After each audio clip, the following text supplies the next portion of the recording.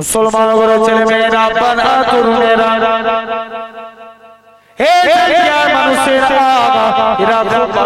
প্রথমে তুলনায় দ্বিগুণ যন্ত্রণা চালু হয়ে গেল।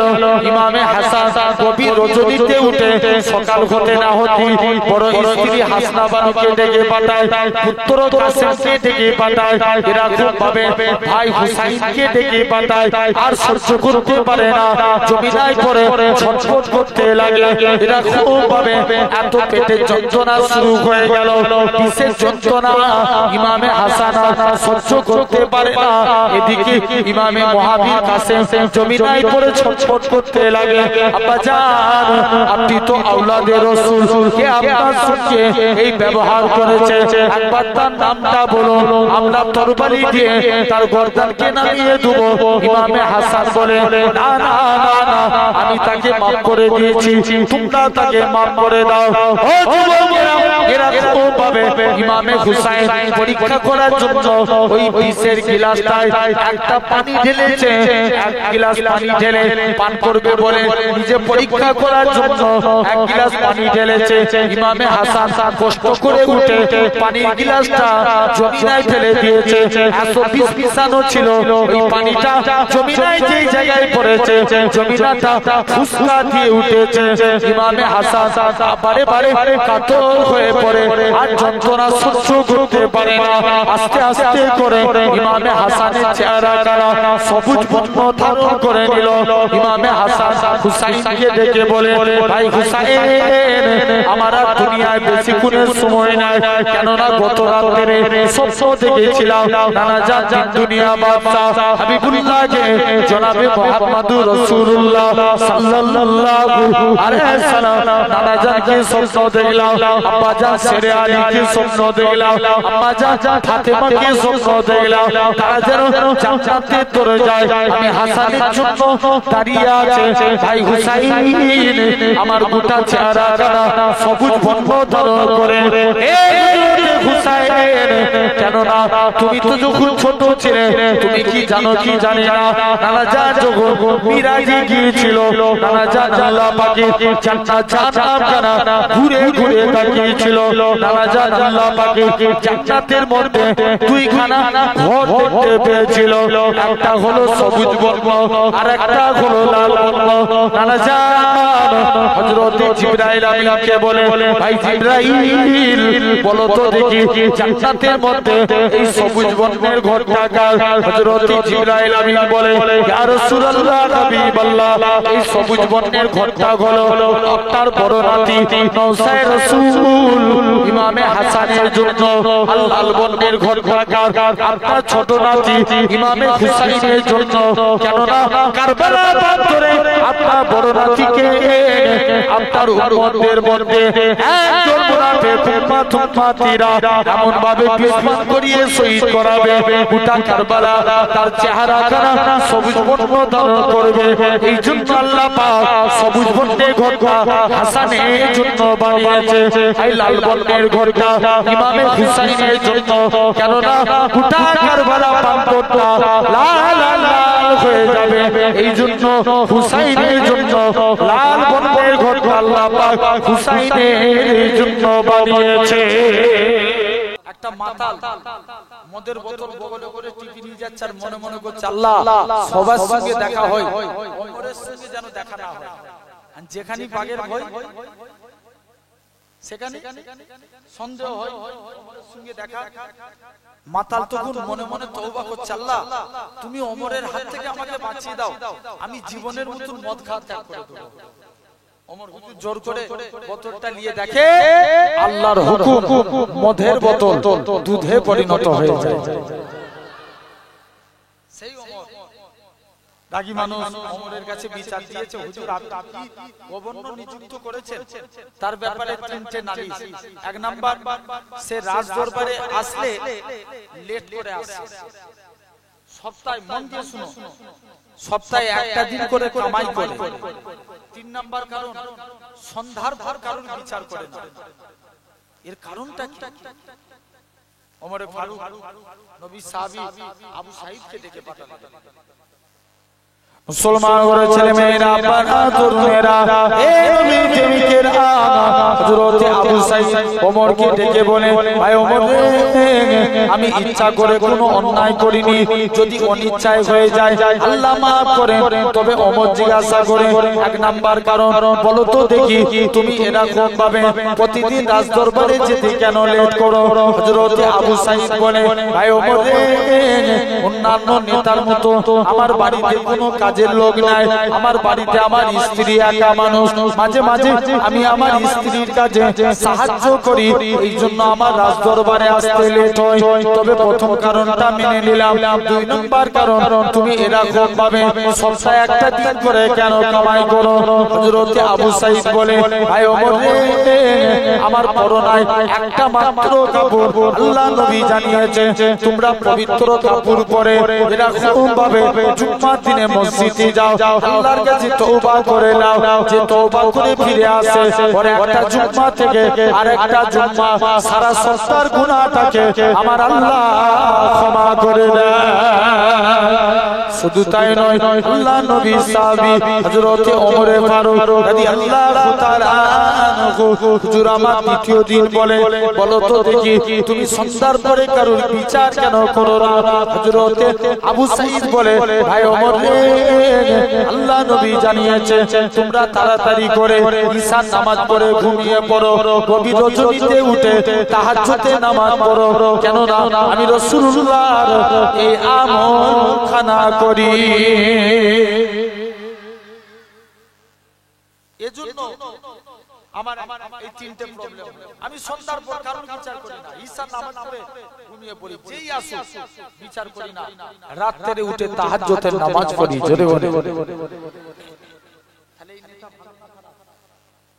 তাহলে এক নাম্বার জান্নাতি হতে গেলে নেতা ভালো হওয়া লাগবে। দুই নাম্বার অধিক সন্তান প্রসবকারী মা বাপ, অধিক সন্তান প্রসবকারী মা বাপ।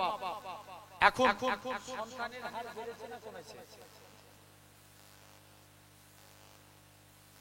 ঠিক বলেছো, কমে গেছে। এখন কি হয়েছে? আরে কথা বলেন, তুমি বাস্তব কি মিলাও, আগেকার যুগে দাদুদের কটা করে ছেলে হতো? 10টাও হয়ে যেত। হ্যাঁ না না, এখন বলে তারপরে জেনারেশন 6টা 7টা, তারপরে জেনারেশন 4টা 5টা, এখন এসে দাঁড়িয়েছে 2টো 1টা। ভুল বললাম? আরে কথা বলে, এটা আমার বাবার কথা নয়, নবীর হাদিসের কথা। নবী বলছে যে আমার উম্মতের সংখ্যা যত বাড়বে কিয়ামতের দিন আমি নবী তার জন্য আল্লাহর কাছে গর্ব প্রকাশ করব, কারণ সমস্ত নবীর থেকে আমি নবী, আমার উম্মতের সংখ্যা বেশি। জোরে বলো। এটা হলো 2 নম্বর, অধিক সন্তান প্রসবকারী মা বাপ। তৃতীয় নম্বর ফি সাবিলিল্লাহ, যারা আল্লাহর পথে জিহাদ করে। কার পথে? জোর করে বলো। আল্লাহর রাস্তায় যারা জিহাদ করে। ধরেন মনে করেন কোন জায়গায় ইসলামের বিরুদ্ধাচরণ হচ্ছে, সেটাকে রুখে দাঁড়ানো, এটা কার পক্ষে জিহাদ করা? আরে কথা বলেন, আল্লাহর পক্ষে। এই ইসরায়েল ফিলিস্তিনদেরকে মেরে শেষ করে দিচ্ছে, ইসরায়েলের বিরুদ্ধে রুখে দাঁড়ানো কার পক্ষে জিহাদ? কথা বলেন। মসজিদুল আকসাকে রক্ষা করা আল্লাহর পক্ষে। জেনে রেখে দেন, এই ফি সাবিলিল্লাহ, আল্লাহর পথে যারা জিহাদ করে তারা হলো জান্নাতি। মন দিয়ে শুনেন, নবীর একজন সাহাবী ছিলেন যিনার 2টা চোখই ছিল কানা। কি ছিল? অন্ধ মানুষ, চোখে দেখতে পায় না। আচ্ছা বলেন তো, কানা মানুষ কি যুদ্ধের ময়দানে যেতে পারবে? না। নবীর কাছে গেলেন, ইয়া রাসূলুল্লাহ, আরে সাহাবাদের আদব দেখেন, নত জানু হয়ে নবীর দরবারে বসে আছি, ইয়া রাসূলুল্লাহ হুজুর অনুমতি দেন না, আমি একটু যুদ্ধের ময়দানে যাই। আল্লাহর নবী বলছে, বাবা তুমি কানা মানুষ, তোমার জন্য যুদ্ধ করা জায়েজ হবে না, তুমি বাড়ি চলে যাও। সাহাবী বাড়ি চলে আসলেন, আদব নবী বলেছে না, বাড়ি চলে এসেছে। পরের দিন আবার নবীর দরবারে গেছে। আল্লাহ প্রথম দিন তো নবীর মন করে তাড়িয়ে দিয়েছিল। আর একবার যে দেখি দ্বিতীয় দিন আবার নবীর দরবারের দিকে রওনা দিলেন। মুসলমান ঘরের ছেলে মেয়েরা, বানা তরুণেরা, এই জায়গা মানুষের আল্লাহ নবী সাহাবী হযরত আব্দুল্লাহ ইবনে উম্মে মাকতুম রাদিয়াল্লাহু তাআলা আনহু হুজুর আমার বাড়ির দিকে চলে গেলেন। এটা খুব ভাবে আল্লাহ নবী হুজরা মুবারকে চলে গেলেন। আল্লাহ নবীর দরবারে যে সালাম খানা দিতে লাগলেন, আসসালাতু ওয়াসসালামু আলাইকা ইয়া রাসূলুল্লাহ হাবিবাল্লাহ। ও যুবকেরা, আল্লাহ নবী সালামের উত্তর দিলেন, ও বাবা সাহাবী, কি জন্য তুমি সালাম দাও? ইয়া রাসূলুল্লাহ হাবিবাল্লাহ, হুজুর আজকের দিনে আমার মনে আশা, হুজুর আজকের দিনে আমি যুদ্ধের ময়দানে যেতে চাই। আল্লাহ নবী বলে, বাবা তুমি কানা মানুষ, তোমাকে যুদ্ধের ময়দানে যাওয়া লাগবে না, তুমি বাড়ি চলে যাও। সাহাবী কোনো কথা না বলে মনটা খারাপ করে বাড়ি চলে আসলেন। ও যুবকেরা, কিছুদিন পরে আল্লাহ নবী ইন্তেকাল হয়ে গেলেন।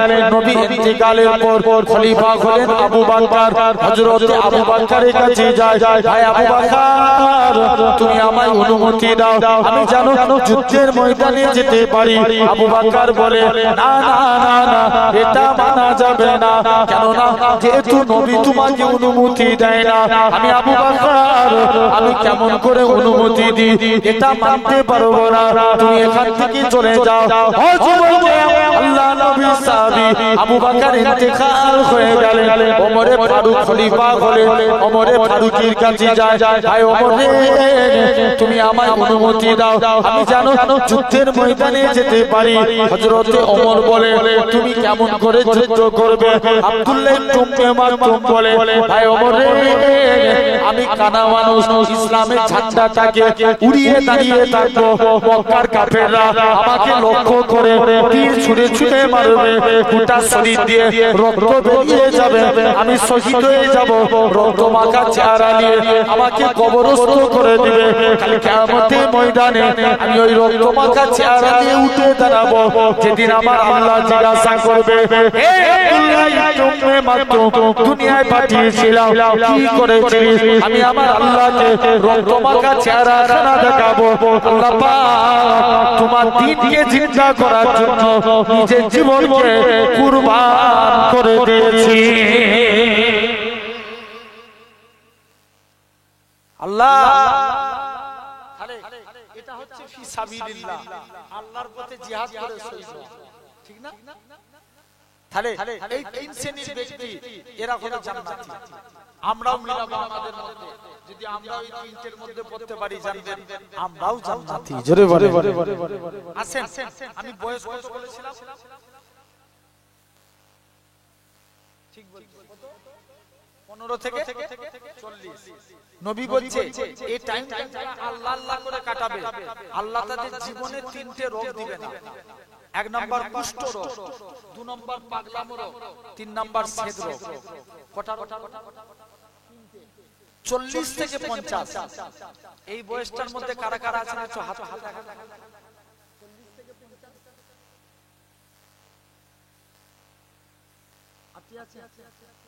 আলহামদুলিল্লাহ। নবী বলছে এই টাইমটাই যারা আল্লাহ আল্লাহ করে কাজ করবে, আল্লাহ আল্লাহ করে কাটাবে, শুনছো মন দিয়ে শুনো, 40 থেকে 50 এই টাইমে যারা আল্লাহ আল্লাহ করবে, আল্লাহ কিয়ামতের দিন তাদের হিসাবটাকে সহজ করে দেবে। সুবহানাল্লাহ, দম নাই, জোরে বলো। বয়স কত বললাম? 40 থেকে 50। এরপরে আসে 50 থেকে 60। এই টাইমটা যারা আল্লাহ আল্লাহ করবে, আল্লাহ বলবে যা, এই টাইমে বান্দা আমি আল্লাহ আমার বন্ধু হতে থাকে। জোরে বলো আল্লাহ। 60 থেকে 70 আল্লাহ বলবে, এবার তো অনেকদিন বয়স পেলিস, আমাকে দিদার দে না। এখন বেশিরভাগ মানুষ মারা যায় 60-70 বছর বয়সের মধ্যে, হ্যাঁ না? আগে দেখবেন তুমি 80, 90, 100 যেত, এখন যায়। দিনকে দিন হায়াত বাড়ছে না, কমছে, আগামীতে আরো কমে যাবে। সাহাবারা বলতেন, ইয়া রাসূলুল্লাহ, 60-70 বছর বয়সের জন্য তারা বাড়ি বানাবে, আল্লাহ নবী বলবে হ্যাঁ তারা প্রাসাদ বানাবে। সাহাবারা বলতো ইয়া রাসূলুল্লাহ যদি ওই টাইমে আমরা থাকতাম আমরা তো দুনিয়ায় ঘুরে ঘুরে টাইমটা কি, কিন্তু আমরা 8 বছরটাকে মনে করলি অনেক বয়স, শুনছেন না? আচ্ছা যারা 700 বছর, কে 1400 বছর, কে 150 বছর এমন করে বাঁচত, তাদের কাছে 60 বছর কিছু ব্যাপার?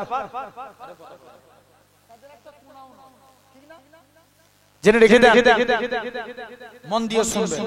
আসেন এরকম ভাবে যারা 70 থেকে 80, যারা 80 তে পড়ে যাবে আল্লাহ বলবে এই 80 বছর আল্লাহ আল্লাহ করেছে, যা আমি আল্লাহ এর নামে আর গুনাহ লিখব নি। জোরে বলো।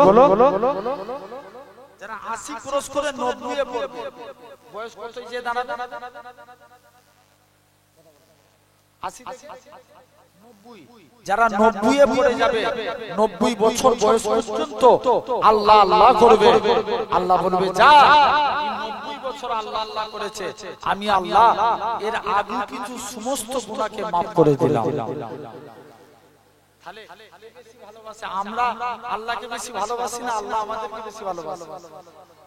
এবার প্র্যাকটিক্যাল মিলান। আচ্ছা দুনিয়ায় বয়স বাড়লে যারা সরকারি চাকরি থেকে রিটায়ার্ড হয় কত বছর? 60 বছর বয়সে। আচ্ছা 60 বছর বয়সের পর মাস্টাররা কি লেখাপড়া করাতে পারে না? পারে। তারপরে সরকার বলে তুমি বুড়ো হয়ে গেছো, এক্সপায়ার ডেট। দেখবেন যারা বেসরকারি অফিসে কাজ করে বয়সকালে তাদেরকে কাজে লাই ছাড়িয়ে দেয়, যুবক ছেলে খুঁজে। তাহলে জানবে বয়স বাড়লে দুনিয়ার মানুষ দূরে ছুঁড়ে ফেলে দেয়, কিন্তু তোমাদের বয়স বাড়লে আমার আল্লাহ তোমাদেরকে কাছে টেনে নেয়। জোরে বলো। বুঝতে পারলাম না?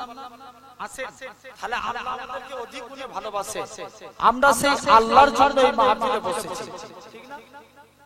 একটু কথা ডিস্টার্ব করলে একটু ডিস্টার্ব হয়, একটু মন দিয়ে শুনুন।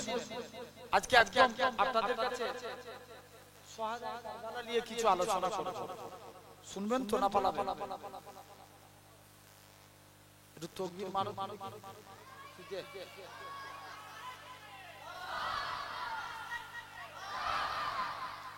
আচ্ছা আমার ভাইটা তাকবীর দিল তো আমি একটু দিই দেখি। এই মাঝখানে বাস আছে না, মিডিলের ভাইগুলো চুপ করে, ডান দিকে আপাগুলো যারা বসে আছে বাস থেকে ওই দিকটাই একটু তাকবীর দেন। আপনারা সবাই চুপ, নারে তাকবীর। এদের কাছে হেরে যাবে, একটু জোর করে দেন, নারে তাকবীর। আচ্ছা এই বাস থেকে এই দিকটাই যারা বসে আছেন একটু তাকবীর দেন দেখি, নারে তাকবীর, নারে তাকবীর।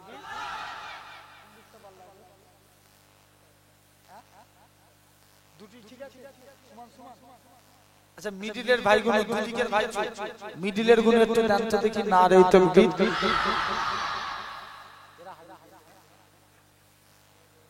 এরা সবাইকে হারিয়ে দিয়েছে।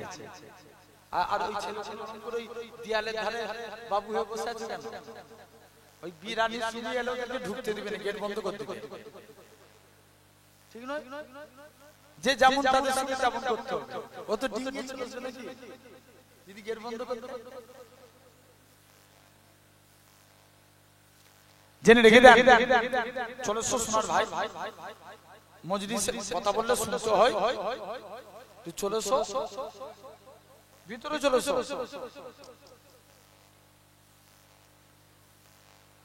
এই তো ভালো ছেলে, একবার ডাকতে চলে এসেছে।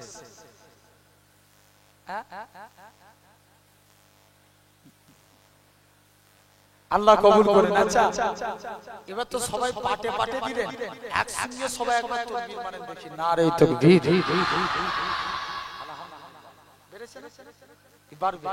তাহলে আমরা এটা হ্যাঁ না, প্রতি বছর হয়তো শাহাদায়ে কারবালা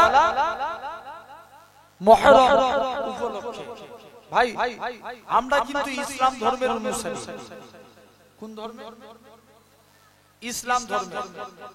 এই ইসলাম ধর্মে আবার দুটো ভাগ আছে, একটা কি মানে মুসলমানদের দুই ভাগ, একটা শিয়া মুসলমান আর একটা সুন্নি মুসলমান। শিয়াদেরও আবার অনেকগুলো ভাগ আছে। সুন্নি মুসলমানের মধ্যে অনেকে আছে, যেমন দেখবেন ফুরফুরা, কেউ তাবলীগ, কেউ ওয়াহাবি আছে না নাই? কিন্তু উদ্দেশ্য হলো মুহররম। কিছু মানুষ আছে দেখবেন এদেরকে ভুলা যায় মুহররম মাসে মুসলমান বলে। অনেকে দেখবেন বুক চাপড়ায়, চেন দিয়ে পিছে মারে, নিজেকে কষ্ট দেয়। আচ্ছা, এটার নাম কি? হুসাইনি মোহাব্বত। কথা বলেন। কিন্তু তার মাঝেও ইসলাম হলো শ্রেষ্ঠ ধর্ম। কি বললাম? ইসলাম শ্রেষ্ঠ ধর্ম। ইনসাফ করে বলো। আচ্ছা, আপনারা দেখেছেন অনেক মিডিয়া গুলো বলে যে মুসলিম মানেই জঙ্গি। শুনেছেন না আপনারা? আরে কথা বলবে তো, জোর করে বলো। মুসলমান মানে জঙ্গি। কিন্তু তাম বিশ্ব দেখে দিয়েছে ইরান ইসরায়েলের আগে আঘাত করেছিল না ইসরায়েল আগে ইরানকে আঘাত করেছিল? ইয়েস, ইসরায়েল আগে আঘাত করেছিল। বলেন, ইসরায়েলকে শেল্টার দেওয়ার জন্য ইরান আমেরিকাকে আগে আঘাত করেছিল না আমেরিকা ইরানকে আগে আঘাত করেছিল? আমেরিকা আগে করেছিল। তাহলে এটার দ্বারা প্রমাণ হয়ে যায় মুসলমান কখনো আগে বেড়ে ঝগড়া করে না। কিন্তু মিডিয়ারা তারপরে আমার কওমকে দোষী সাব্যস্ত করার চেষ্টা করে। আপনারা নিউজে দেখেছেন কদিন আগে হাওড়া জেলায় একটা ছেলে স্যুট প্যান্ট পরে বড় পাড়া লাঠি দিয়ে টোটো গাড়ি বাস আলাদেরকে ধরে ধরে জোর করে জয় শ্রীরাম বলাচ্ছে। দেখেছেন না? খবরে দেখেছেন? জোর করে বলাচ্ছে। তারপরে পাবলিক ধরে খুব মেরেছিল ছেলেটাকে, তারপরে পুলিশে তুলে দিল। যাই হোক, আমার বলার উদ্দেশ্য এটা নয়।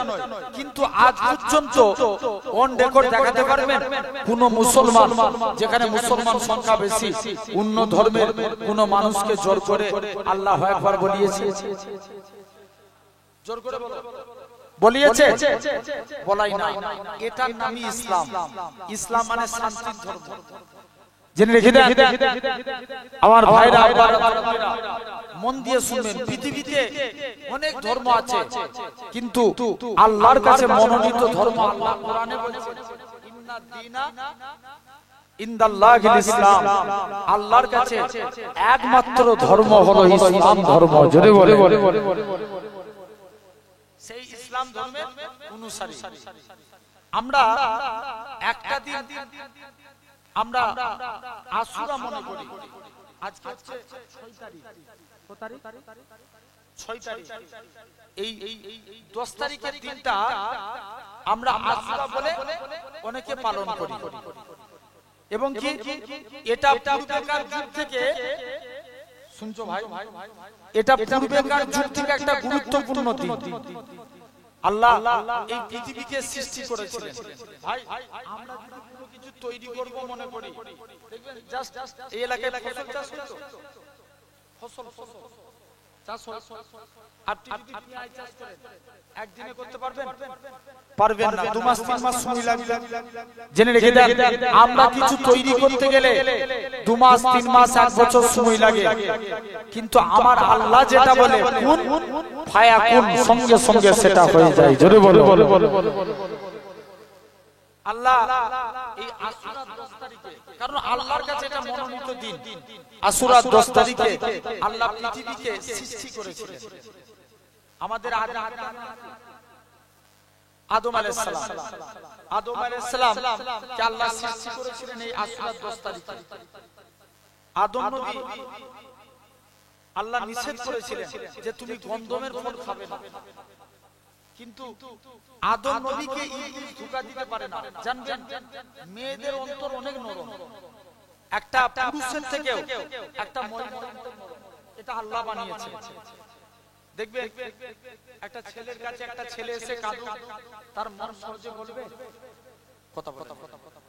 কিন্তু এক্স্যাক্টলি আপনারা নিজেরা ভেবে বলুন তো, ওই ছেলেটাই যদি একটা মায়ের কাছে যেয়ে কাঁদে, কথা বলুন না, মায়ের মন কি হবে? তার কান্নার প্রতি ঢলে যাবে। তো মেয়েদের অন্তর অনেক নরম। দেখলো আদম নবীকে ধোঁকা দিতে পারেনি, তখন মা হাওয়ার কাছে গেল এবং যুক্তি দিতে লাগলো।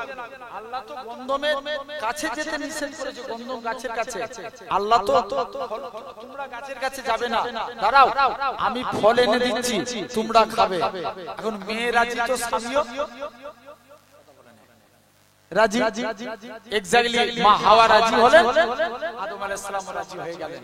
গন্ধমের ফল খেলেন, আল্লাহ দুনিয়ায় তাড়িয়ে দিলেন। 250 থেকে 300 বছর কাঁদতে লাগলেন একটা দোয়া।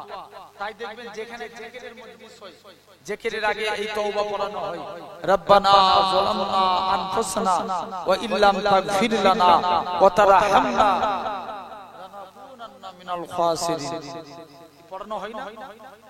আল্লাহর কাছে তওবা ইস্তিগফার করা। মুসলমান ঘরের ছেলে মেয়েরা, বাবা তরুণেরা, এই জায়গায় মানুষেরা শুনে রেখে দেন। তাই আমরা সকাল সন্ধ্যা আমাদের আদি পিতা আদমের অনুসরণ করব, বেশি বেশি করে পড়ব। সকালে উঠে পড়বেন রব্বানা যালামনা আনফুসানা ওয়া ইল্লাম তাগফির লানা ওয়া তারহামনা লানাকুনান্না মিনাল খাসিরিন। এরকম ভাবে আদম নবী 250 থেকে 300 বছর চলতে লাগে।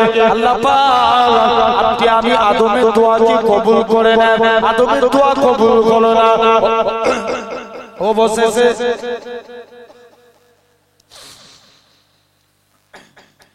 অবশেষে নবী আদম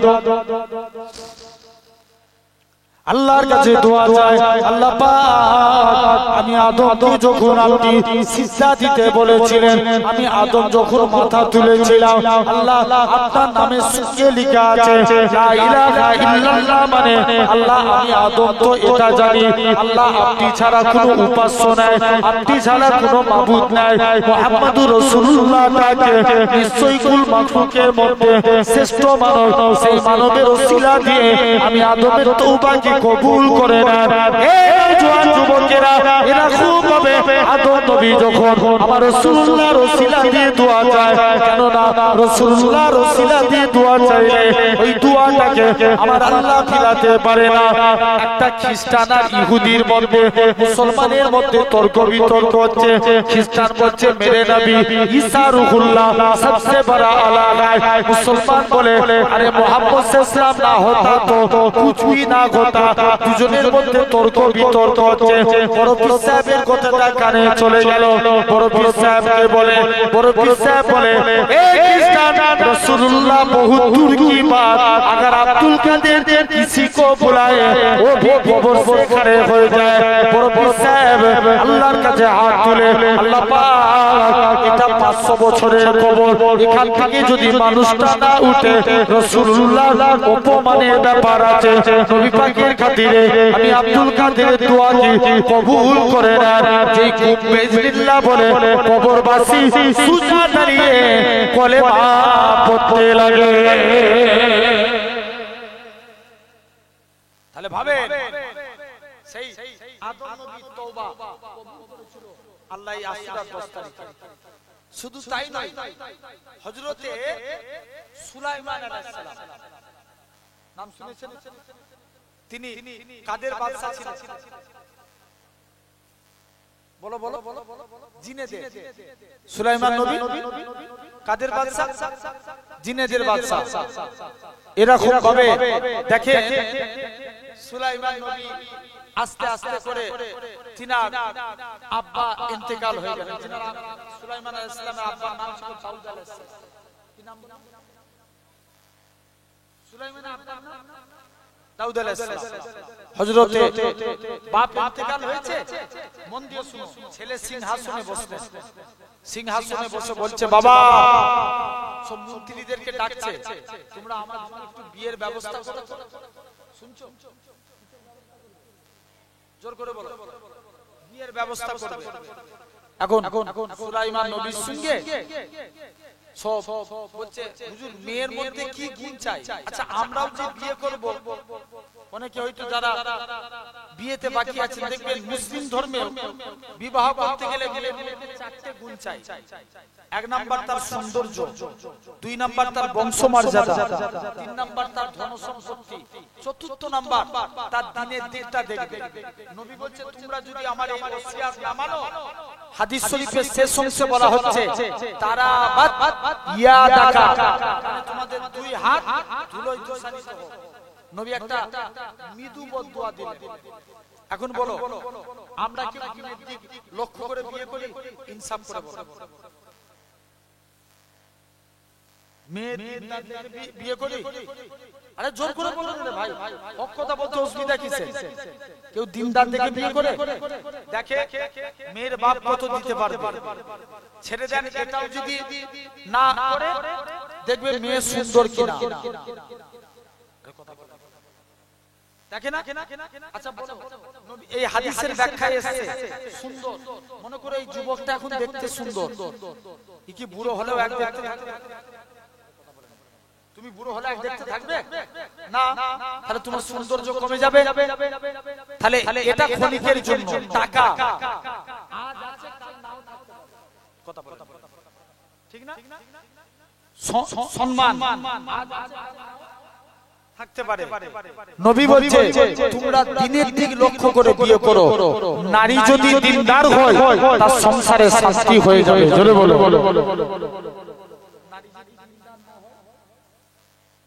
দেখবে তুমি যতই টাকা ইনকাম করো সংসারে শান্তি, হ্যাঁ না? সংসারে অশান্তি হলে তোমার ভালো লাগবে?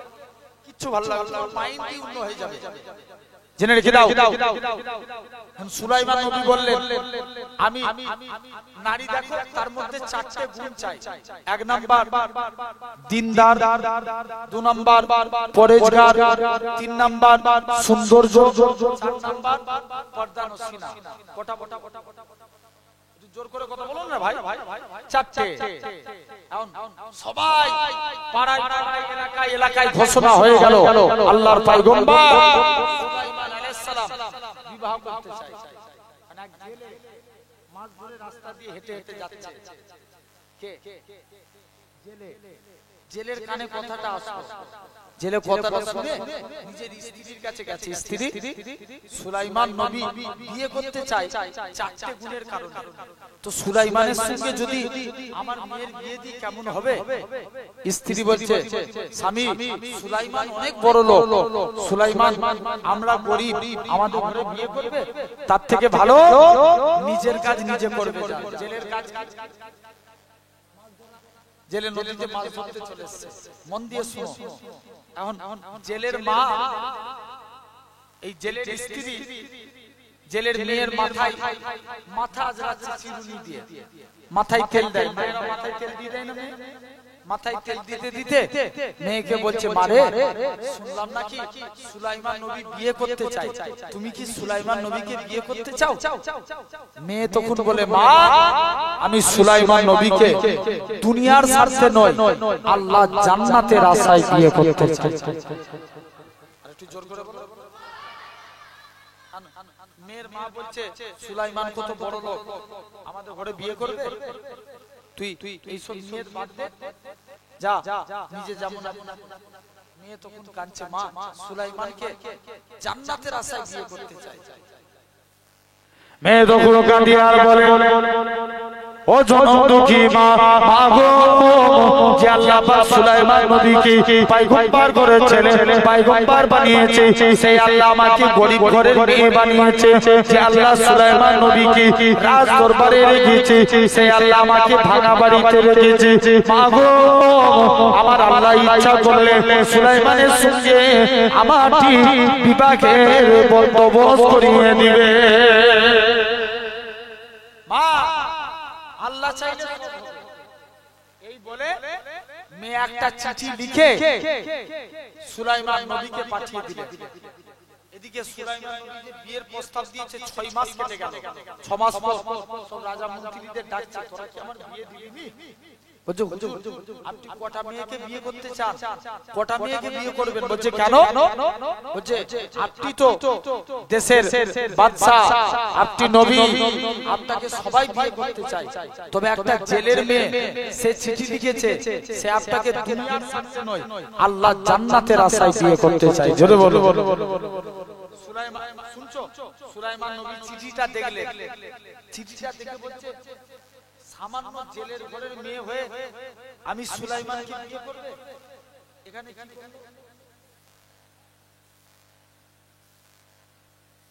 সুলাইমান নবী এখানে কি করলো? অহংকার। আচ্ছা ভুল হয় না, নবীদের ভুল হয় না, আল্লাহ সুলাইমান নবী বলছে সামান্য জেলের ঘরের মেয়ে হয়ে আমাকে বিয়ে করবে? সব নবীর এক একটা মুজিজা ছিল। মুসা নবীর মুজিজা ছিল লাঠি, জমিনায় ফেললে সাপ, আবার হাতে তুললে লাঠি, পানিতে ঠেকালে রাস্তা, আবার পানিতে ঠেকালে পানি সমান। মুসা নবীর মুজিজা ছিল না? ঈসা নবী মাটির পাখি তৈরি করে বিসমিল্লাহ বলতেন, পাখি চলে যেত। তাহলে আমার নবীর মুজিজা ছিল না ছিল? জোর করে বলো। কম না বেশি? আমার নবী যেটা করেছে এটাই মুজিজা। জোরে বলো। কেমন মুজিজা দেখবেন? জাস্ট একটা বলি, নবী দিবস এই আলোচনাগুলো করি। নবীর কেমন মুজিজা? নবী যখন রাস্তা দিয়ে হেঁটে হেঁটে যায়, ভাই মনে করেন এই যে চালকে আসি না, কিন্তু আমি রাস্তা জানি না, কমিটির ছেলেগুলোকে ফোন করলাম, এরা আগিয়ে গেল, তবে আমি আসতে পারলাম। এখন বলেন নবীর জামানায় কি ফোন ছিল? সবাই মিলে কথা বলেন। ওয়াজ শোনার জিনিস না বুঝার জিনিস? বুঝার জিনিস। বুঝলে আবু বকর না নবীর জামানায় ফোন ছিল? ছিল না। তাহলে সাহাবারা নবীকে কি করে খুঁজে পাবে? সাহাবারা বলে মাঝে মাঝে নবীর হুজরাতে যেতাম, নবীকে দেখতে পেতাম না, তো নবী যেই রাস্তা দিয়ে যেত আল্লাহ ওই রাস্তা দিয়ে খুশবু চালু করে দিত। আর একটু জোরে বলা গেল না? আমরা নবীর খুশবু শুকতে শুকতে নবীর কাছে পৌঁছে যেতাম। এটা ছিল আমার মুস্তাফার মুজিজা। এখন সুলাইমান নবীর মুজিজা ছিল হাতের আংটি। আল্লাহ হুকুম করলো, সুলাইমান তোমার এই আংটি বাথরুমে গেলে, ওয়াশরুমে গেলে যেতে হবে। সুলাইমান নবী আপনার আংটি তুলে বাথরুমে চলে গেলেন। এক জেন্টস নাম ছিল সখরা। ডেটো সুলাইমান নবী সূরা ধরে সিংহাসনে বসে দেখতে পেয়েছে, হাতে পড়ে দিয়েছে। আংটির মুজিজা ছিল, আংটি যার হাতে দুনিয়ার মানুষ গোলাম তার। এখন আংটি কার কাছে? শয়তানের হাতে। আংটি কার হাতে? জোর করে বলো। শয়তানের হাতে। এখন আসল সুলাইমান কথা বলে বাথরুমে, আর সিংহাসন চালাচ্ছে কে? শয়তান। এখন শয়তান আংটিটা পরে রাজা মন্ত্রীদের ডাকছে, রাজা মন্ত্রীরা আমার নতুন একটা নকল সুলাইমান বেরিয়েছে, যেখানে দেখতে পাবে উত্তম মধ্যম দিবে। আসলটা কথা বলে বাথরুমে। এখন সুলাইমান নবী অনেক দিন কেটে গেল। সুলাইমান নবী এরকম ভাবে বাথরুম থেকে বার হয়েছে, শয়তান বলছে রাজা মন্ত্রী, এই দেখ বলেছিলাম না নকল। সবাই মিলে ধরে সুলাইমানকে খুব মেরে আপনার অজ্ঞান করে নদীর ধারে ফেলে দিয়ে চলে এসেছে। এদিকে জেলে নদীর ধারে মাছ ধরতে গেছে, জেলে দেখে একটা যুবক বেহুশ হয়ে পড়ে আছে। জেলের মনে মায়া আসলো, কি মন গেল, নদী থেকে একটু পানি তুলে নিয়ে সুলাইমানের মুখের মধ্যে দিলেন, মাথায় পানি দিলেন। মুসলমান ঘরের ছেলে মেয়েরা, বাহাদুর মেয়েরা, হযরত সুলাইমান আলাইহিস সালামের হুঁশ ফিরে গেল, সুলাইমান নবীর জ্ঞান ফিরে গেল। সুলাইমান নবীকে জেলে জিজ্ঞাসা করে, বাবা তোমার নাম কি? সুলাইমান নবী বলে, আমি যদি আমার আসল পরিচয় আবার দিয়ে দিই, আবার জেলের হাতেও মার খাওয়া লাগবে, তার থেকে ভালো আমি হিকমতে কথা বলি। বাবা আমার মাথায় চোট হয়েছে, আমার কোনো কিছু মনে নাই। সুলাইমান নবীকে তবে বাবা জেলে, তুমি কি আমার উপরে একটু দয়া করবে, আমাকে তোমার বাড়িতে নিয়ে যাবে। জেলের মনে মায়া আসলো, জেলে সুলাইমান নবীকে নিজের বাড়িতে নিয়ে গেলেন। আমি এক সপ্তাহ থাকবো, এক সপ্তাহের মধ্যে জেলে ভালো হয়ে গেল। এদিকে জেলে সুলাইমান নবী ভালো হয়ে গেল। জেলে যখনই সুলাইমান নবী জেলের বাড়িতে যায়, জেলে আগে যা মাত্র সুলাইমান নবী যার বরকতে জেলে জালে ডবল ডবল বাস করতে লাগে। অনেক মাস পরে জেলে জালে, জেলে এখন জেলের একটা কর্মচারী জেলে সুলাইমান নবীকে যে বলে, বাবা তুমি কি আমার কর্মচারী কাজ করবে? এই যুবক, তুমি আমার কর্মচারী কাজ করবে? সুলাইমান নবী বলছে, বলে কি জেলে, আমি দেশের বাদশাহ, আমার কর্মচারী কাজ করাবে? আবার সুলাইমান নবী বলে, আল্লাহ তুমি যাতে রাজি, আমি সুলাইমান তাতে রাজি। জোরে বলো। এই কথা বলে জেলে কি করেছে, আস্তে আস্তে করে বলছে যাই, যে দেখি সুলাইমান আলাইহিস সালাম এদিকে। জেলে বলল ঠিক আছে তাই হবে। জেলের বাড়িতে কাজ করতে লাগলো। কার বাড়িতে? জেলের বাড়িতে প্রতিদিন কাজ করে। এরকম ভাবে এক বছর কেটে গেল। ছেলে মনে মনে করছে আমার হচ্ছে, তবে এই ছেলেটা বরকতি ছেলে, ভালো ছেলে।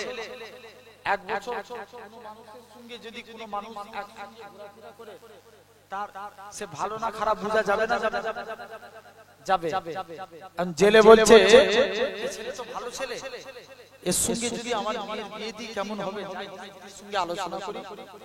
স্ত্রীকে যে বলছে, স্ত্রী আমাদের বাড়িতে যে ছেলেটা কাজ করে এটা কেমন না, ভালো বরকতি ছেলে, মেয়ের বিয়ে দেবো। বলছে মাথা খারাপ, বাড়ির চাকরের সঙ্গে মেয়ের বিয়ে দেয়?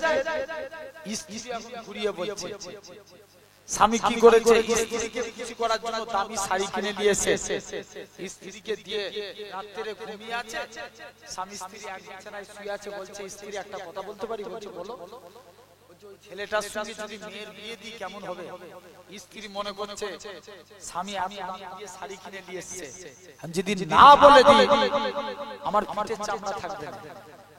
তার থেকে ভালো আলোটার মেয়ে, আপনি যা ভালো বুঝেন করেন। এখন জেলে রাজি, তাড়াতাড়ি করে যুবকের কাছে গেছে। যুবক, কি আমার মেয়েকে বিয়ে করবে? আমার মেয়ে পর্দানসিনা, ধার্মিকা, কোনো পরপুরুষকে দেখে না। সুলাইমান নবী মনে মনে ভাবছে, আমি বিয়ে করে এখানে থাকি, আবার যদি যাই লোকের থেকে তো ভালো, এখানেই রয়ে যাই। সুলাইমান নবী রাজি হয়ে গেলেন, ঠিক আছে আমি বিয়ে করব। সুলাইমান নবীর সঙ্গে জেলের মেয়ের বিয়ে হয়ে গেল। এদিকে এতদিন ছিল মালিক আর কর্মচারী, এখন হলো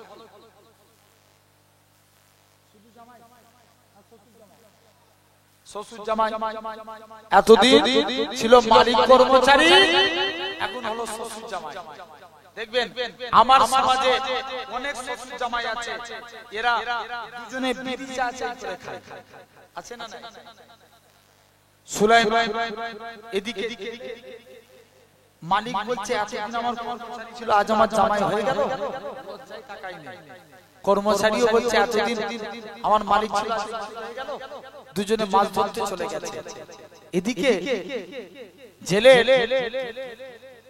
সুলাইমান নবীর একজন উজির ছিল, 80 দিন বরকত। কি নাম বললাম? 80 নাম কি? জোর করে বলো।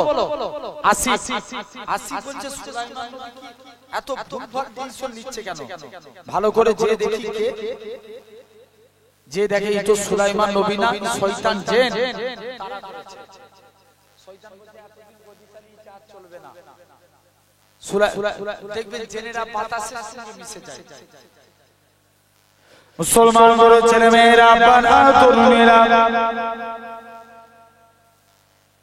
এই প্রেমিকেরা শয়তান কানা কি করলো এরা খুব ভাবে উড়ে উড়ে যে বাতাসের সঙ্গে মিশে গেল আংটিটা হাত থেকে খুলে জমিনায় ফেলে দিল আংটিটা একটা জায়গায় এসে একটা নদীতে পড়লো নদীর একটা মাছ আংটিটাকে খাদ্য বলে খেয়ে নিল এদিকে সুলাইমান নবী শ্বশুর জেলে নদীতে জাল ফেলেছে সুলাইমান নবীর বরকতে জেলে জালে ওই আংটি বলা মাছখানা পড়ে গিয়েছে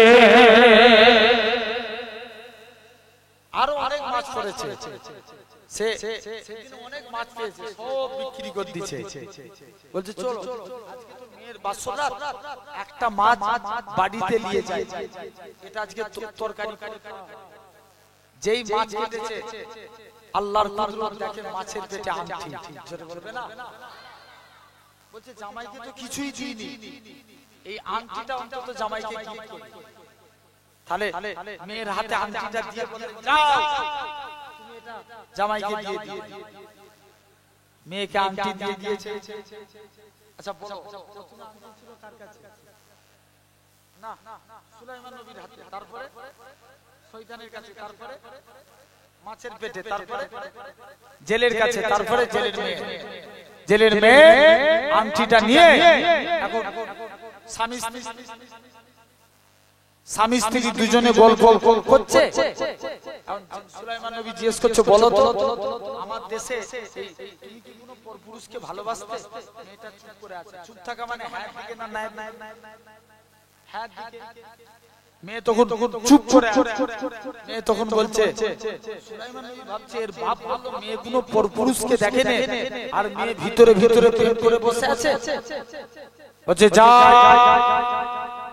সুলাইমান নবী দেখে মেয়ের সাথে শুনছো তো সুলাইমান নবী আস্তে আস্তে করে বলে যা চলে যায় সুলাইমান নবী আস্তে আস্তে করে চলে গেলেন সুলাইমান এদিকে আল্লাহর পয়গম্বর আলাইহিস সালাম সে বলে তুমি কেমন মেয়ে তোমার বাপ বলে তুমি কোনো পরপুরুষকে ভালোবাসো না আর তুমি ভিতরে ভিতরে তুমি বলো তার নামটা কি মহিলা কানা কাঁদে আর বলে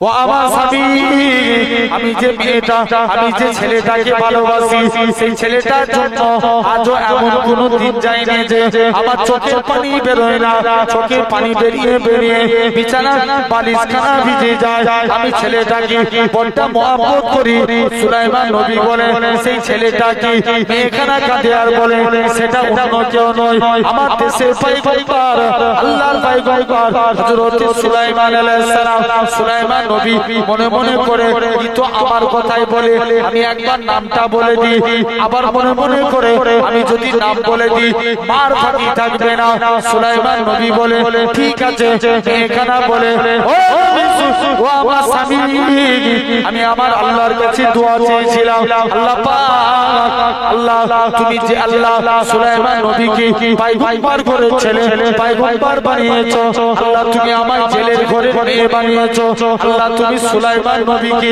বড় লোক বানিয়েছো তুমি আমার গরিব মানুষ বানিয়েছো আল্লাহ একটা রাতের জন্য হলে সুলাইমান নবী স্ত্রী বানিয়ে তারপরে তুমি আমার মরণ দাও আমি সব সময় দোয়া চাই সুলাইমান নবী যদি এখন নাম বলে যাই হোক সব কথা বাদ দাও অতীত ভুলে যাও তুমি আমার বাপ মা যে তোমাকে পছন্দ করে দিয়েছে তুমি আমার স্বামী সব বন্ধ করে একটা গিফট দিব কি দিবে আংটি সুলাইমান নবী চোখ বন্ধ করলেন হাত থেকে আংটিটা নিয়ে সুলাইমান নবীর আঙ্গুলে পরিয়ে দিলেন সুলাইমান নবী দেখে আল্লাহু আকবার ই তো আমার মুজিজা আংটি জোরে বলবে না সুলাইমান নবী আংটিটা নিলেন আংটিটা নিয়ে আল্লাহর পয়গম্বর সুলাইমান নবী বললেন আল্লাহ তুমি কি পারো দরবার থেকে নামিয়ে জেলের ঘরের গোলাম সেখান থেকে আবার আংটি ফিরিয়ে দিলে আল্লাহ তোমার কুদরতে চিন্তা করতে করতে অজ্ঞান মেয়ে তাড়াতাড়ি করে যে বাপকে ডাকে আব্বা কি ছেলে দেখে বিয়ে দিয়েছো আংটি পরা দিয়ে ছেলে অজ্ঞান ছেলে তখন বাপ তাড়াতাড়ি করে এসে সকাল হয়েছে, সুলাইমান নবীর হুঁশ ফিরল। এদিকে আসিফ বিন বরখিয়া সুলাইমান নবীকে খুঁজতে বের করে এসে পৌঁছে যায়। সুলাইমান নবী তখন পুরো ঘটনাটা খুলে বলে যে আমি এতটুকু অহংকার করেছিলাম যে জেলের ঘরের মেয়েকে বিয়ে করব, আল্লাহ আমার এই পরিণত করেছে, তাই তোমরা আমার আংটি রিটার্ন করো। সুলাইমান নবী আংটি ফিরিয়ে দিলেন। পুনরায় আল্লাহ এই আশুরার 10 তারিখে সুলাইমান নবীকে রাজত্ব ফিরিয়ে দিয়েছিলেন। জোরে বলে, আরেকটু জোরে বলা গেল। আল্লাহ হযরতে ইউসুফ আলাইহিস সালামকে কুয়া থেকে মুক্ত করেছিলেন। কাকে? ইউসুফ আলাইহিস সালাম। ইয়াকুব আলাইহিস সালামকে আল্লাহ কানা চোখ হয়ে গিয়েছিল, আল্লাহ কানা চোখ ফিরিয়ে দিয়েছিলেন। হযরতে আইয়ুব আলাইহিস সালামকে কুষ্ঠ রোগ থেকে মুক্ত করেছিলেন। মুসা আলাইহিস সালামকে ফিরাউনের হাত থেকে নিষ্কৃতি দিয়েছিলেন। জেনে রেখে দেন, তাহলে যার কারণে আসুরার একটা আছে না নাই, জোর করে বলো, একটা একটা করে আলোচনা করলে সারা রাত কেটে যাবে।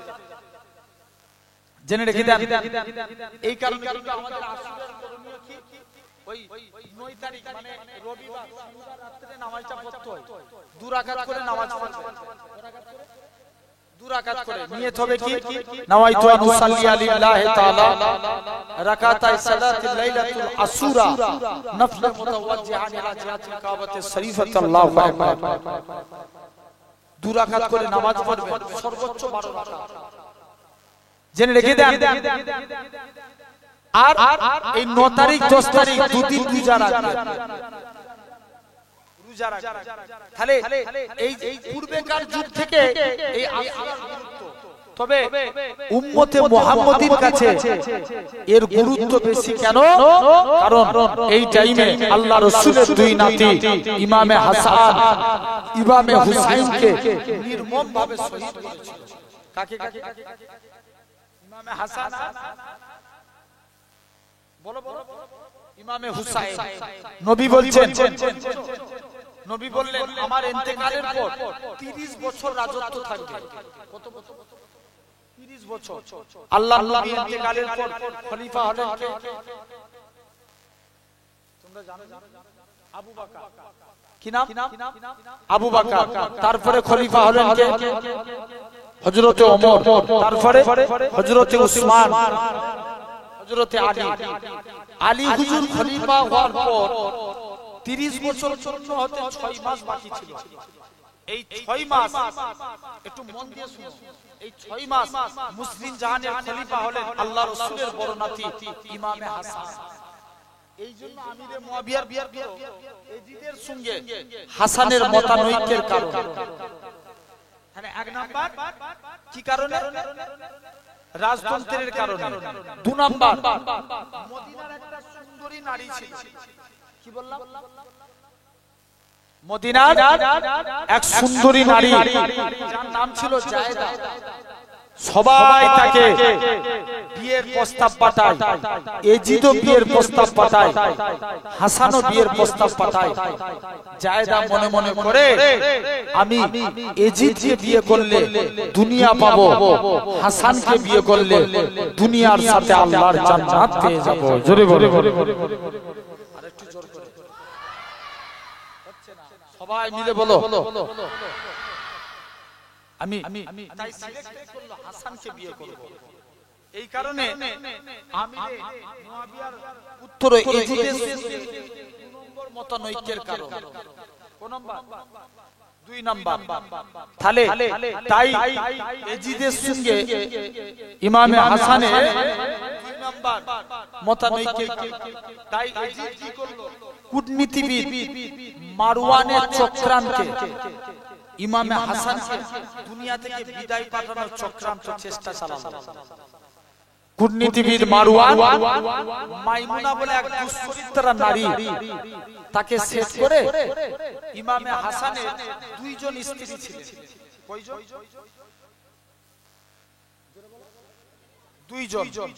বড় স্ত্রীর নাম হাসনা বানু আর ছোট স্ত্রীর নাম জায়েদা।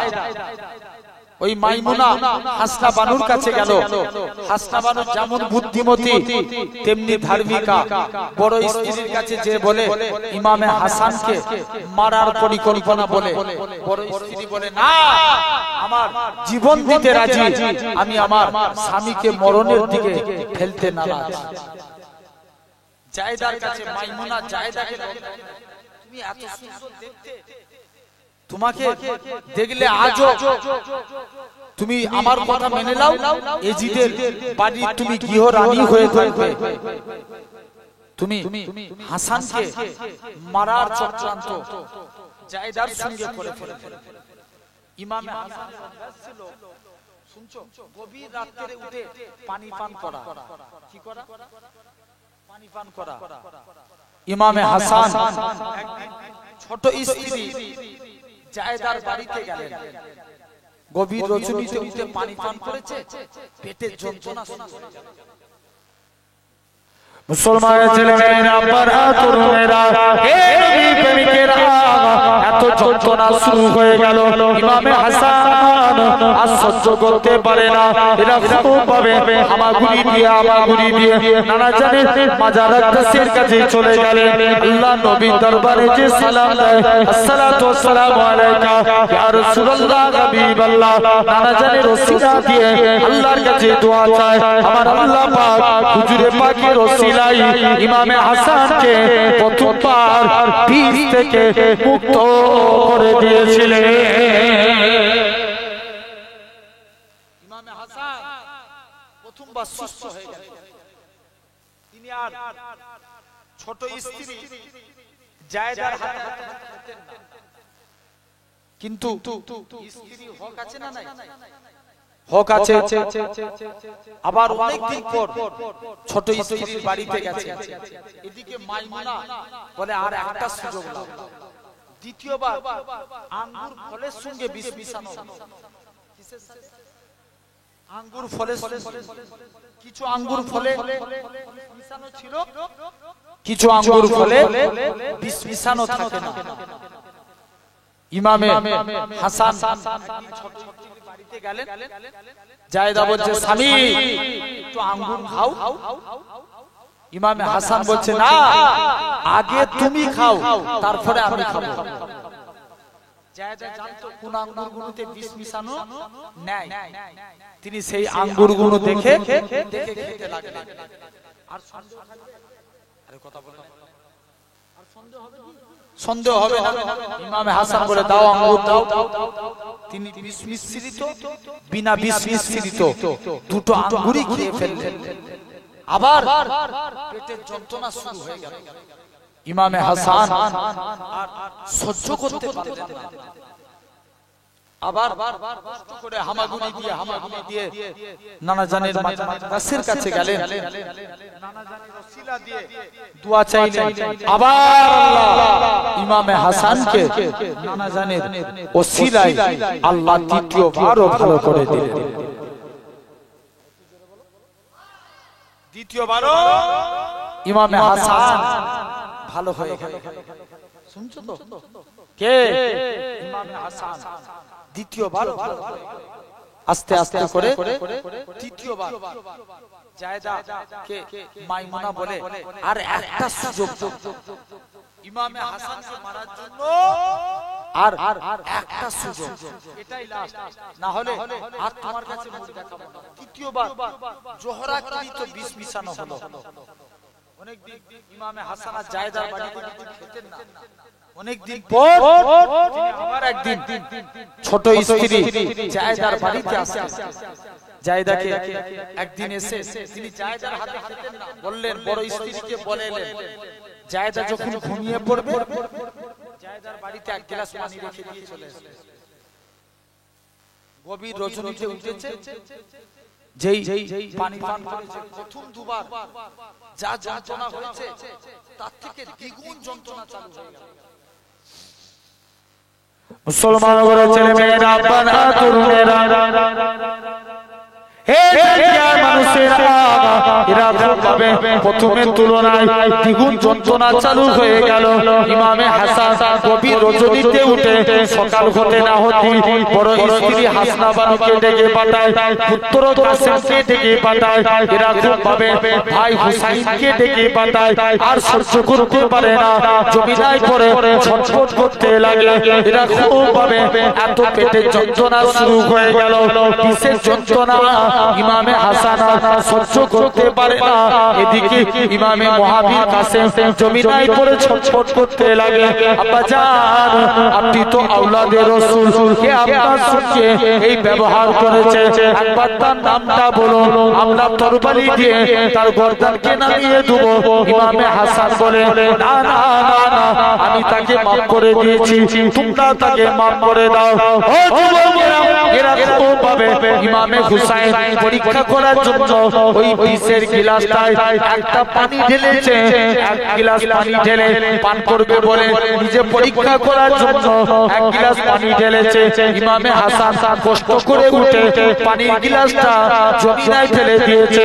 এত বিষ মিশানো ছিল, ওই পানিটা জমিনায় যে জায়গায় পড়েছে জমিনাটা ফুসকা দিয়ে উঠেছে।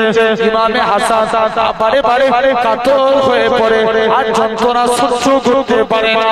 আস্তে আস্তে করে ইমামে হাসানের চেহারাটা সবুজ বর্ণ ধারণ করে নিল।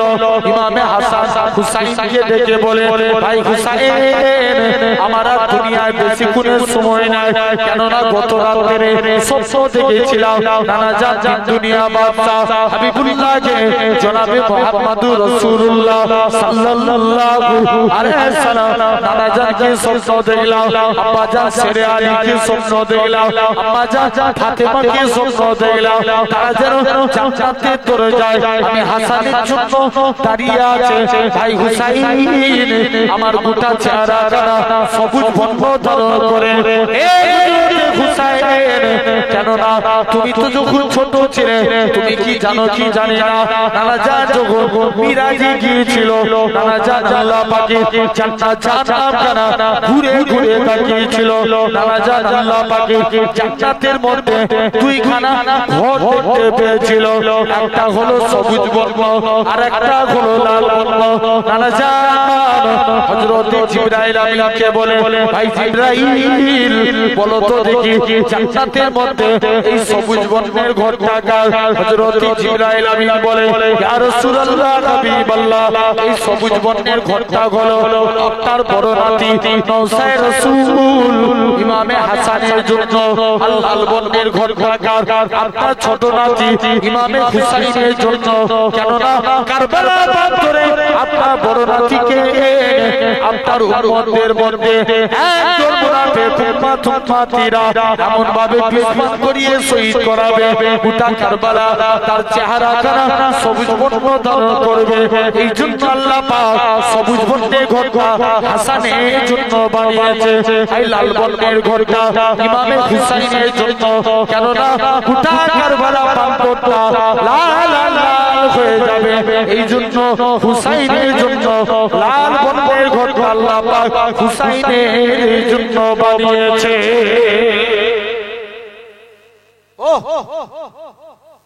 ইমামে হাসান হুসাইন তবে ভাই ন্যায়ের পক্ষে থাকবে,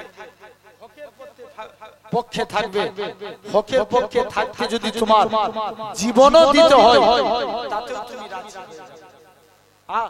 ইমামে হাসান শহীদ হয়ে গেল। শুনছো তো বাবা, কে শহীদ হলেন? ইমামে হাসান।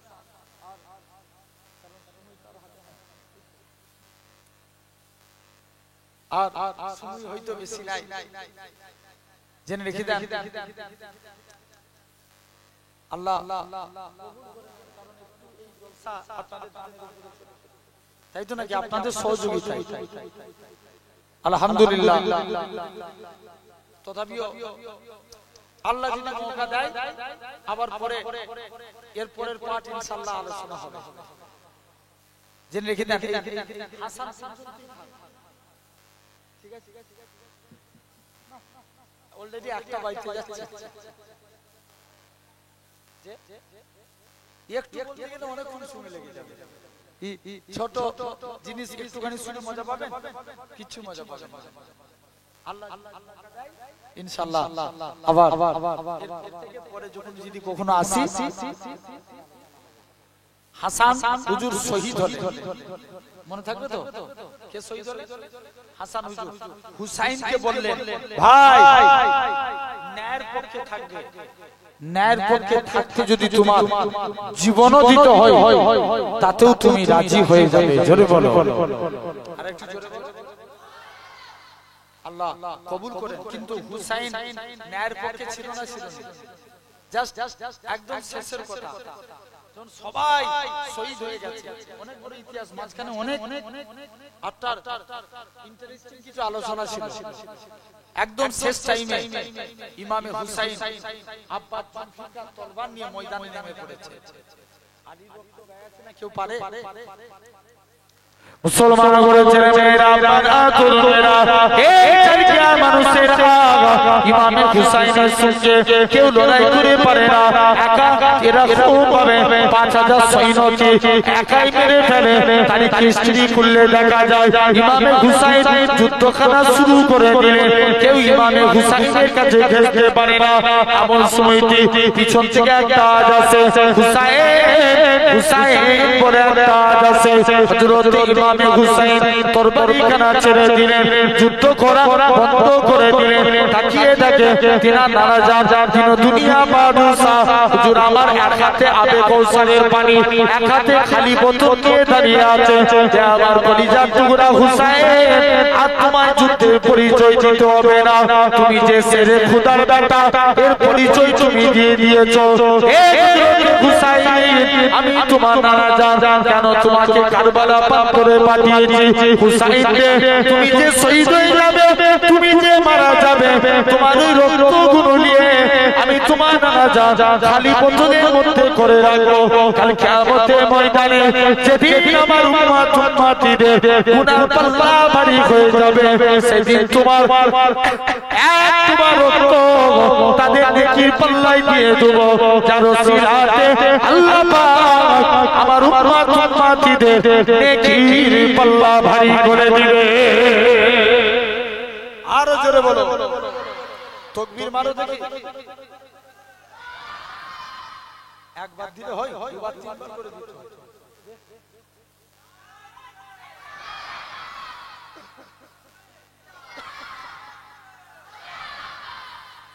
তাহলে ভাবেন হুসাইন কাদের জন্য শহীদ হয়েছে শুধু উম্মতদের আমাদের জন্য যেদিন আমাদের গুনার পাল্লা ভারী হয়ে যাবে হুসাইনের রক্তের ওসিলায় আজাদ করিয়ে নেবে জোরে বলবে না ও সেই হুজুরের মহব্বত আল্লাহ কবুল করে নেন সকলে বলে আমিন একবার দরুদ শরীফ আল্লাহুম্মা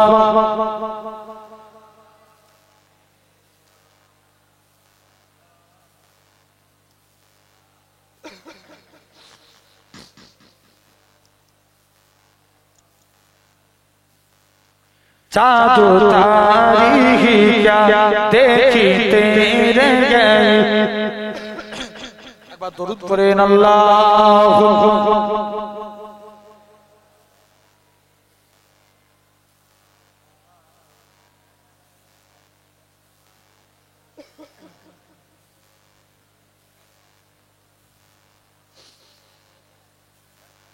चाँद तारी क्या देखते रह गए चाँद तारी क्या देखते रह गए उनको अर्जू समा देखते रह गए जोरे बोलो ना আরেকটু জোরে হবে না আরেকটু জোরে বলো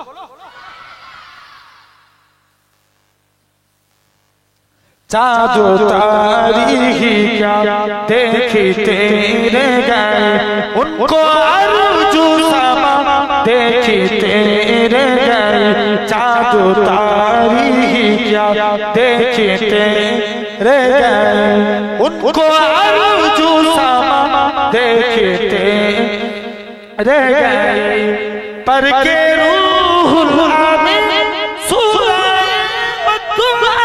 पर के रूहुल आमीन सूरह तुहा मुस्तफा सूरते मुस्तफा देखते रह गए चले बोलो ना सुभान সবাই মিলে হাত উঠিয়ে একবার সুবহানাল্লাহ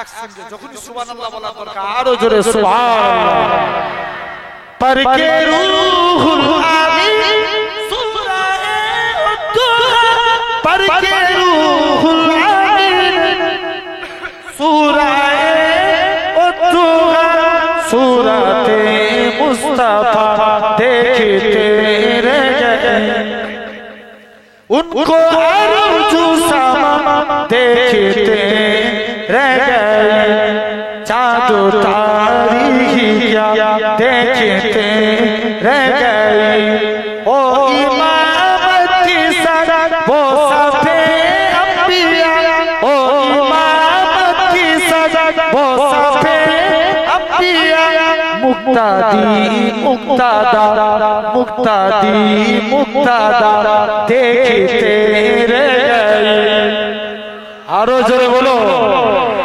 मुक्तादा मुक्तादी देखते रह गए उनको अर्जू समा देखते रह गए चाँद तारीखी क्या देखते रह गए वो गए अरसे तक और रूहुल आमीन वो गए अरसे तक और रूहुल आमीन सिदरातुल मुंतहा देखते रह गए और जोरे सिदरातुल मुंतहा देखते रह गए उनको अर्जू समा देखते रह गए चाँद तारीखी क्या देखते रह गए चाँद तारीखी क्या देखते रह गए क्या खबर किसका जामे कौसर मिला क्या खबर किसको जामे कौसर मिला हम तो उनको सौदा देखते रह गए और हमको को सौदा देखते रह गए चाँद तारीखी क्या देखते रह गए उनको अर्जू समा देखते रह गए उनको अर्जू समा देखते रह गए चाँद तारीखी क्या अल्लाहुम्मा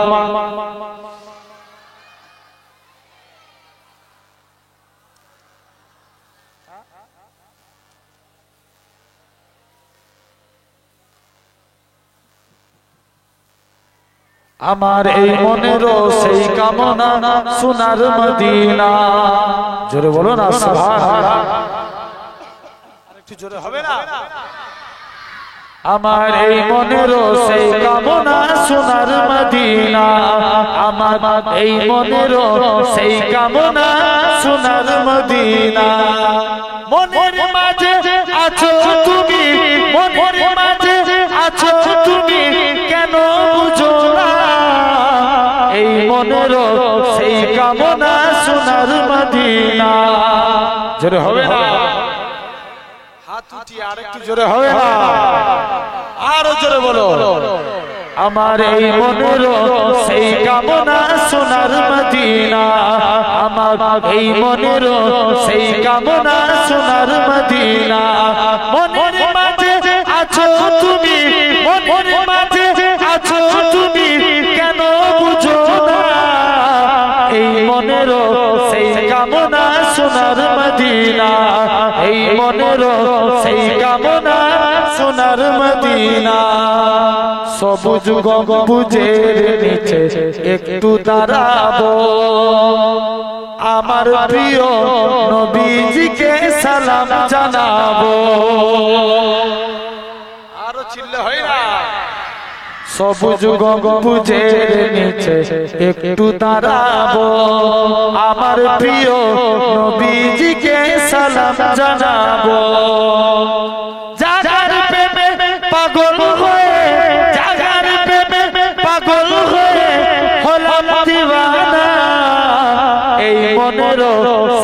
কামনা সোনার মদিনা এই মনের সেই কামনা সোনার মদিনা মদিনা মদিনা মদিনা মদিনা এই মনের সেই কামনা সোনার মদিনা জান্নাতুল বাকিতে একটু দাঁড়াবো প্রাণের প্রিয় সাহাবীদের আমি দেখিব বলবে না জান্নাতুল বাকিতে একটু দাঁড়াবো প্রাণের প্রিয় সাহাবীদের আমি দেখিব যাদের কথা পড়লে মনে যাদের কথা পড়লে মনে কান্না থামে না এই মনের সেই কামনা সোনার মদিনা আমার এই মনের সেই কামনা সোনার মদিনা জন্মভূমিতে মন আর যে ডেকে না পাখি হলে উড়ে যেতাম সোনার মদিনা জন্মভূমিতে মন আর যে ডেকে না পাখি হলে উড়ে যেতাম সোনার মদিনা এই বাসনা কবুল করো এই বাসনা কবুল করো ওহে রব্বানা এই মনের সেই কামনা সোনার মদিনা আমার এই মনের সেই কামনা সোনার মদিনা আল্লাহ